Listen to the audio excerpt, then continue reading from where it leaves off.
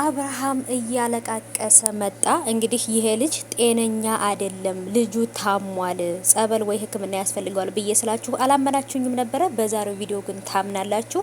አሰላሙ አለይኩም ወራህመቱላሂ ወበረካቱ። ሰላም ሰላም፣ ውድ የተከበራችሁ የቻናሌ ተከታታዮች፣ የኔ ውዶች፣ የኔ ወርቆች እንዴት ናችሁልኝ? እንግዲህ ወራኝት ሱመያ ተመልሼ መጥቻለሁ ማለት ነው ውዶቼ። እንግዲህ አብርሃም በጣም አዝኖ ተከፍቶ መንገድ ላይ እንደ ጅል ብቻውን እንደ እብድ ብቻውን እያወራ የሄርሜላን ምስል ምናምን እያየ በየቦታው ተቀምጦ ከሷ ጋር የሚያሳልፈው ነገር እያስታወሰ እንደዚህ ጭንቅላቱ ፕውዝ ያለበት ምክንያት ከሄርሜላ ጋር የሚያሳልፈው ነገር ለዛውም ብቻውን ሆኖ። ታዲያ ይሄ ልጅ እኔ መጋኛ ልጁ መጥቶታል፣ መጋኛ ለዛውም 44ቱ ሰይጣን ነው ላዩ ላይ ያለበት ብያችሁ ስነግራችሁ እኮ እናንተ አላመናችሁኝም ነበር ጋይሶችዬ። ልጁ ጤነኛ አይደለም፣ ታሟል። አሁን እንደውም ሄርሜላ መሄዷ የጠቀመው ለአብርሃም ነው ማለት ነው። ምክንያቱም በቃ እየተሟዘዘ እዚህ ጋር ተቀምጦ ጨጓራችንን ላጥ አያደርገንም ማለት ነው። በቃ እኛም እንዳመመውና ጤነኛ እንዳልሆነ ስለተረዳ ነው በቃ የሆነ ነገር እናደርግለታለን። እና እኔ ግን አሳዘነኝ። በቃ እንደዚህ ክርተተት ሲል ማለት ነው።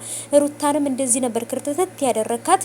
ገና ለሩታን ያደረካትን ነገር ገና ተካፍላታለህ ማለት ነው። ይሄማ ገና ትንሹ ነው፣ ገና የመጀመሪያው ነው አብርሽዬ ማለት ነው።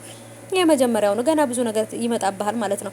ብድር በምድር ነው። አሁን እኮ በነገራችን ላይ ብድር እኮ አይቆይም። ብድር እኮ እስከ ወደፊት እኮ ሰማይ ቤት እኮ አይጠብቃችሁም እኮ። እዚሁ በምድር ላይ ነው የሰራችኋትን የምታፍሷት።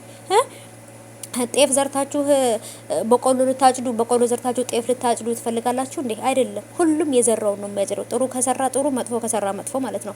እንግዲህ አብርሃምም ሩታ ላይ ያደረገው ነገር በሄርሜላ እያገኘው ነው ማለት ነው። ታዲያ ይሄ ልጅ አይምሮ ጤነኛ ነው? መንገድ ላይ ተቀምጦ እሷ ጋር ያደረገውን የሚያስበው ዝውውር። ታዲያ ይሄ በሰላም ነው? ፍቅር አይደለም የያዘው ልጁን ማለት ነው። የሆነ መጋኛ ነገርማ አስመትተዋለች፣ ወይንም እሷ የሆነ መተት አስተረታበታለች። በቃ እቺ መተተኛ የሆነች ልጅ ማለት ነው እንጂማ ልጁ ጤነኛ አይደለም ጋይስ። እስኪ ዝም ብላችሁ ታዲያ ይሄ ጤነኛ ነው? እንዳሁን አሞ